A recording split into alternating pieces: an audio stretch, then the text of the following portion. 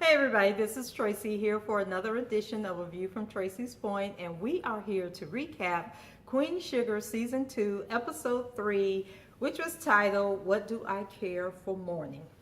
So Aunt Vi and Hollywood have been sexing it up at some random hotel since they got off that bus, when he came home from the rig. And so they're lying in the bed, butt naked. We got all this chocolate goodness, coming from the ceiling down, from the angle from the ceiling.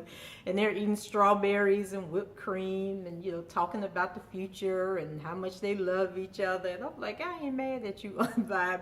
Love that man like you mean it. And then I'm wondering, how old is Aunt Vi? Is she in her 50s or her 60s?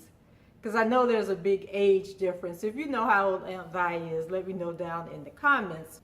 So Hollywood is up and he's feeling himself, after all that good loving Aunt Vi done put on him. So he's up watching Soul Sundays on the OWN channel and drinking a beer, because that's what folks be doing when they watch church from home.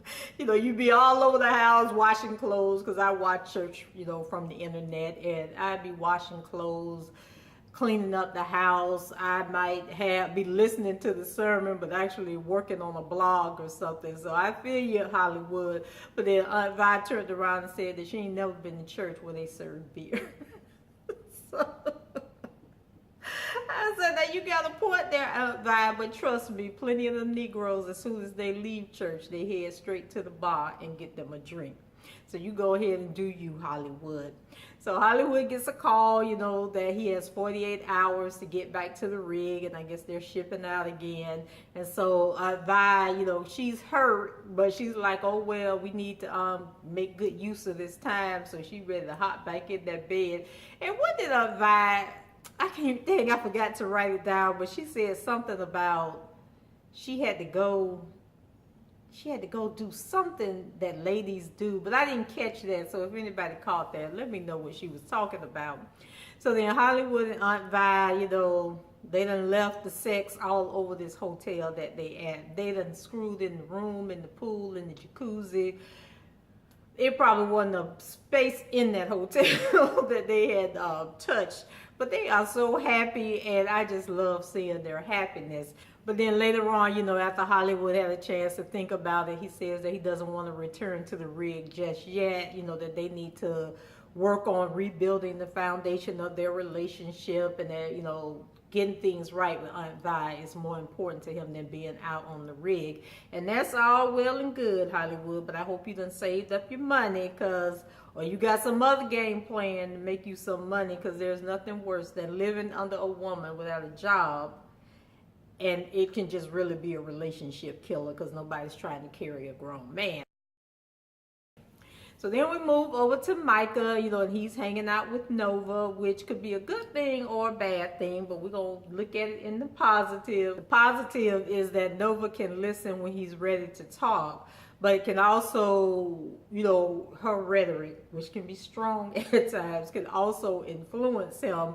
And if he isn't mature enough to fully understand, what Nova is saying, he may take it, literally, and things could go wrong, and he becomes very hardened, by the circumstances of what happened to him. Or he could take it the right way and be inspired to use his experience to empower him and to help other people. So he's just at such an impressionable age that they just really got to be careful, with the messages that they're delivering him and how they're telling him to deal with it. And of course, Nova has great intentions, but she also needs to be mindful that she's talking to a 16-year-old child. And so we already know that Charley, she's worried about Micah, but not in the sense of is he okay, but how can she continue to control everything. And I loved it when Remy told her last week, that she has yet to mourn the death of her marriage, and that until she deals with the fact that the last 18 years of her life are over, or decide, maybe she wants to give Davis another chance, that she's just going to be angry, and mad, and just not able to focus on the real thing. So she really needs to deal with that. And I don't know about y'all, but I think Charley and Davis are going to, at the very least, if they don't get back together, I think they're going to have one more rump in the hay. And when she releases all that pent up frustration, it's going to be a whole other game. And I just don't know if Davis is prepared. But I think Davis wants Charley back. He just don't know how to man up and say that he wants her back. So even when Charley picked Micah up from Nova, you know, she was thinking, you know, how to prove Davis lied about Micah wanting to come live with him and, you know, for him to have joint custody. Like, she wasn't, oh my God, I'm so happy to see you. I was so worried about you. Are you okay? You know, let's talk about this. You know, she kind of like breezed over that so she could get to the point where she asked him, did he really have the nerve to tell Davis that he wanted him to have joint custody? And I'm just like, Charley, you got to relax. At some point in time, you got to chill the hell out and relax, because I don't understand why, other than being vindictive and trying to get revenge on Davis, I don't understand why Charley thinks that Davis doesn't have a right to be a father to his son. I mean, he's the boy's daddy and he is entitled. Like, he hasn't abused Micah. Yeah, he screwed up and cheated on you, and that impacted the marriage and uprooted the life, you know, that you guys once lived. But he is still Micah's father. And, you know, other than cheating on you, he has been a pretty good father. He's capable of providing, and I don't think he would ever put Micah's, like, physical life in jeopardy. And he wants to make amends for the psychological damage that he's done, you know, by tearing the family apart. And you just got to let it go. Like, let it go. And so I can go on and on about that, you know, but that's a video for another day. And then, speaking of videos for another day, I am going to talk about the essence of Ralph Angel in my TV Afterthoughts and Life Musings video that I'm going to do after this video. So please make sure you check it out, because I'm just going to hint on, you know, how women view men and how everybody, you know, on Twitter last night was just all into Ralph Angel and just think Ralph Angel is the greatest thing and how he's just trying so hard and he has all that potential. But in that next video, we're going to talk about men and their great potential. So Charley goes barging into Davis's place, and everything is a war for her. Everything is a battle for her. Like, she cannot get on chill for nothing in the world. Like, she's always on 10. And now, Davis, I am really loving your new house that you got going on. Like, that is my style all the way. But every time Charley walk into that house, my heart stopped, because I'm thinking, Lord, please don't let some prostitute come scamping down them doggone stairs with a towel wrapped around her, you know, trying to be funny and dig at Charley, because I think Charley would go ballistic and kill somebody. So, Davis, please, let's not have a scene where there's another woman up in that house with you. So I feel what Davis, you know, is saying about having, you know, a right to be in Micah's life, as I said a few minutes ago. But his rebuttal to Charley just always seems like forced and over, you know, and orchestrated. Like, he think he's saying the right things, but he always end up saying the wrong things. And so he just needs to tell Charley he screwed up. He still loves her. He wants his family back, and take it from there. And stop using Micah and everyone else, you know, as a reason to get under Charley's skin, you know, because he was talking about how Charley grew up in California, which I don't understand how she met Ernest if he lived in New Orleans. So we need a little more backstory on that. You know, but she was basically saying that even how that relationship came to be, that Charley's mother never stopped Ernest from being a father, you know, to Charley, and that's all he's asking for Charley. Like, despite the circumstances, you know, give me the opportunity and the exposure to be in my son's life. So Charley, come on, that girl. Don't mess Micah up, you know, because you're still angry. And then Davis also shocked the hell out of Charley when he told her that he knows she forged his signature on that damn loan paperwork. But Charley, you know, she was going to hold steady and be hard, you know, so she turned around like she wasn't bothered, you know, by the fact that he found out, and she was like, whatever. And she said some little slick comment to him before she walked out. But I was just like, how did these two make it 18 years? Like, Davis must have been very docile in that relationship, and Charley just ran everything, and now it's kind of like the roles are being reversed, and she trying to hold on to that control that she had when they were together.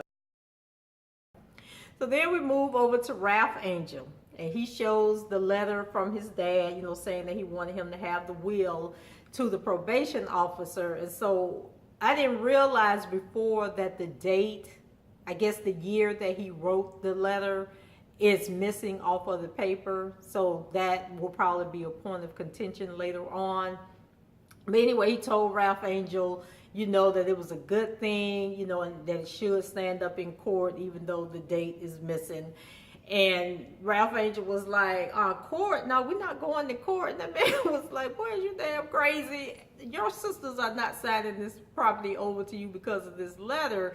And, he was basically being real with Ralph Angel and letting Ralph Angel know that they just not handing over this land that easy to you. And you got to be ready to fight and prove that this is your land. And, families get torn apart, over stuff like this. But Ralph Angel seemed to be really clueless, and you would think as much as him and Charley go back and forth that he would know that Charley ain't giving up that easy, especially after she done got that loan to buy that sugar mill, based solely on the fact that they'll be able to grind their own mill.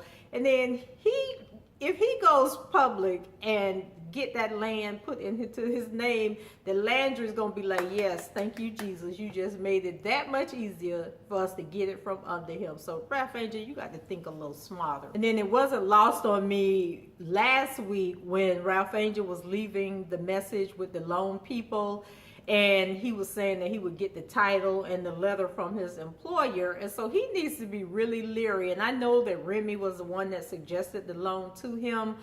But any program that's geared towards helping like poor people with bad credit, who don't have a history and all this stuff of being credit worthiness, and he's an ex-convict, you got to be leery of those kind of programs, because that's how we ended up in the housing crisis back in 2008, because these people were writing all these loans to people that could not afford houses, who didn't know what they were signing, and then people lost their homes and all this stuff. And then it's also sort of like doing one of those loans where you own your car, like a title loan on your car. Those people, you be one day late with a payment and you look out the window, your doggone car gone. So I'm kind of concerned about that. They keep dropping these little hints, and I don't know if I'm reading too much into it or what, but so Charley, you need to get those papers and read them through and through, and make sure, as you put it, that Ralph Angel's side hustle isn't about to cost y'all that land. Oh, and then I was also wondering, like, is it going to come out that the Landrys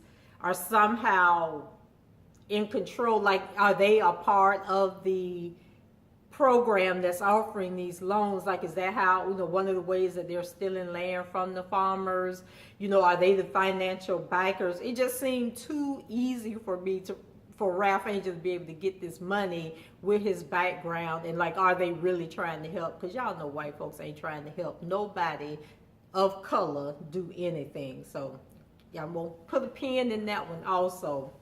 So then, after speaking of those low-down, dirty dogs, the Landrys and the Boudreaux, first they started sending drones over the property. Blue was outside playing, and something started buzzing, and Blue went to running after him, and then he started screaming or something for his dad. His dad looking out the window, he go running outside. So there was a drone flying over the house, so they spying on him with a camera, recording everything.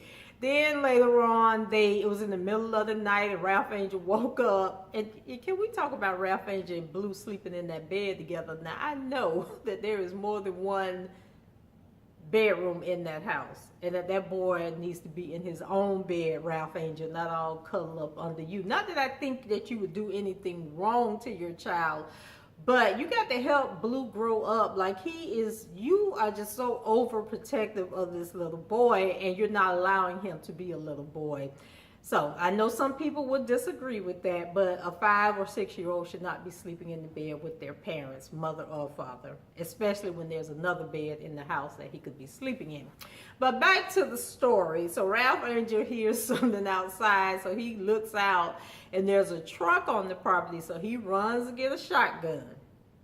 and runs outside. And so it was these people, and they were stealing the sugar cane stalks that they had bought from Remy.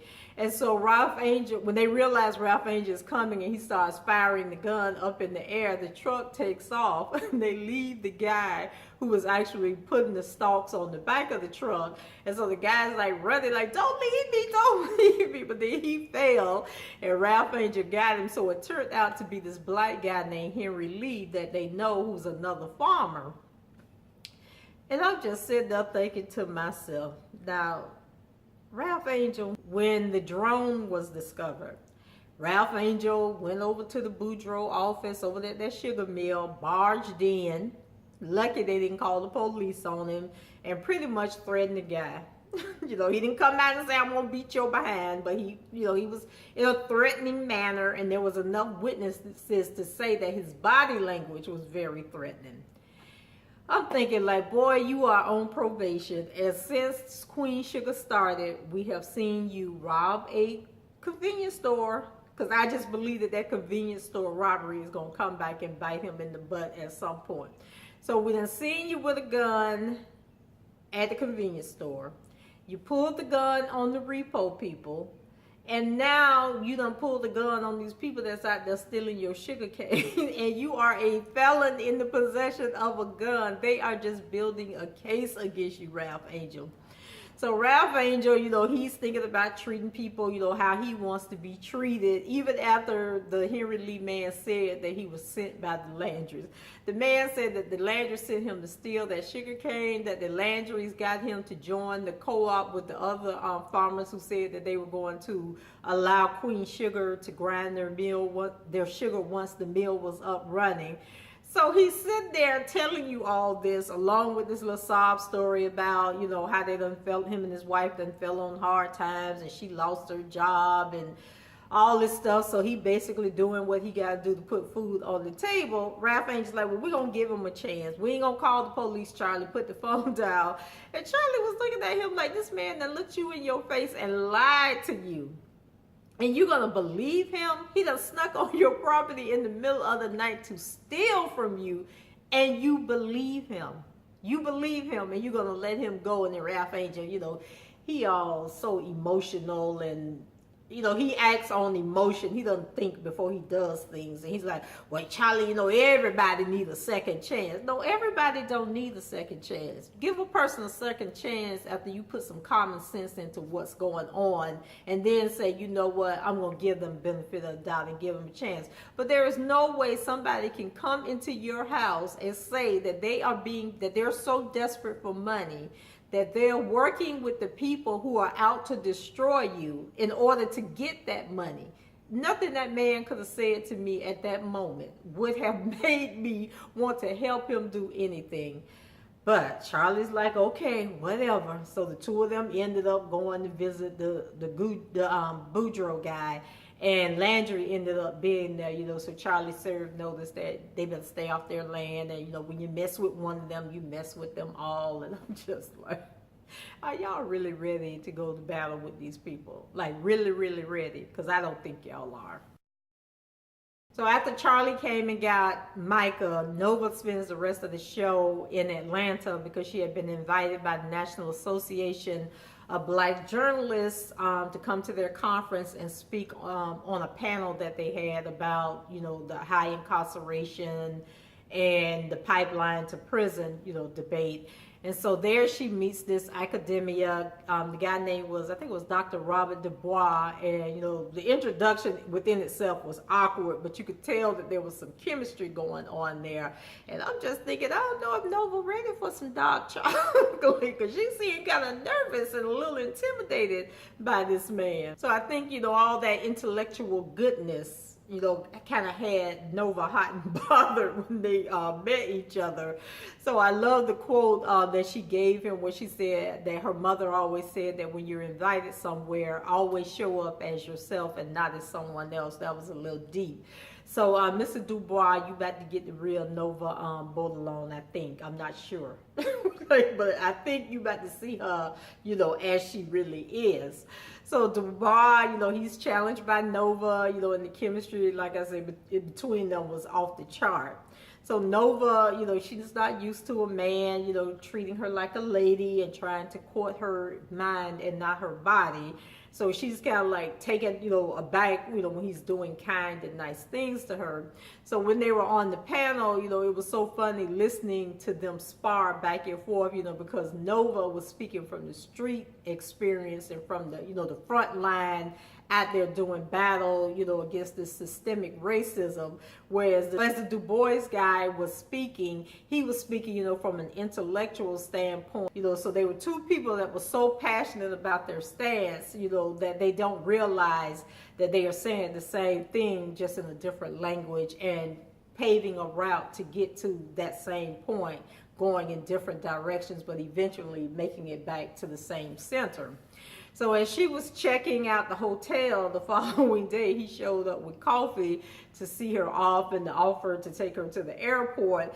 And I hope we get to see him again because I like that chemistry, and I just want to see how Nova would actually interact with a black man and with a black man who has some intelligence, who she's not trying to save and make life better for. Because, you know, there are women who are rescuers, like they don't know, they've always been in that rescue mode, that they don't know how to be rescued, or they don't know how to just stand back and let a man take care of them. And so I just think that total dynamic would bring a whole lot of, you know, a different interest to the show, and just to see, you know, if Nova can break down her shell and just be vulnerable to another person. So the show ended with Charley, you know, agreeing to sign off on the micro loan for Ralph Angel, just praying that she read the fine print, you know, and all of this came about because when they were getting ready to go to bed, she saw Ralph Angel out talking to Micah, you know, and then she had also spent the night that the guy came, the Henry Lee guy came, she stayed the night